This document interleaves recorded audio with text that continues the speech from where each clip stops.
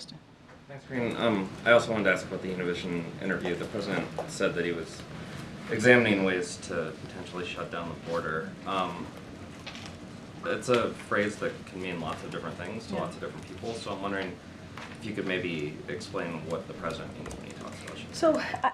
I think the bottom line with all of this, and I've said this many times, the number one way to really deal with what's happening at the border is to move forward with the bipartisan agreement proposal that came forward out of the Senate, and that obviously was rejected by Republicans because of what the former president told Republicans. That's what we want to see. That's how we deal with the broken system, the immigration system obviously being broken for decades now, and dealing with the challenges at the border. We're always going to look at executive actions. We are, and we have been, but really, truly to move forward, we have to make sure that we get this proposal done.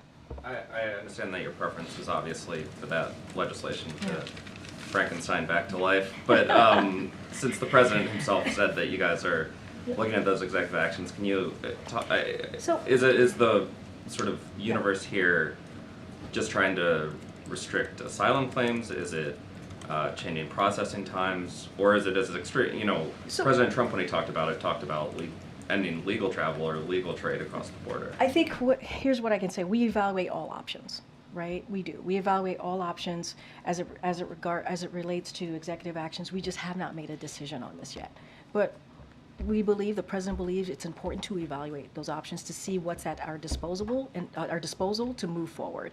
And we haven't made a decision, but what we will continue to do is, because there is a proposal out there that is bipartisan, that would deal with what the challenges that we're seeing at the border. We think it's important. It was supported by the U.S. Chamber of Commerce, the Border Patrol unions. It is a bipartisan, again, proposal that we think would be tough and fair. We want to see Congress move forward with it.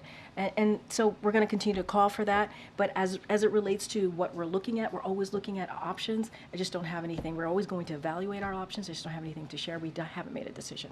Really quickly, the trilateral today is open to the press, but the bilateral beforehand is not. I was wondering, first, of course, to request that it would be possible that we get in there, but if not, if you could walk through why the White House decided, because normally those meetings are open. Yeah, no, it's a meeting between the two countries. I think it's important to note it shows the strength of the U.S. alliance and how important it is for these two countries to speak with one another and have this meeting.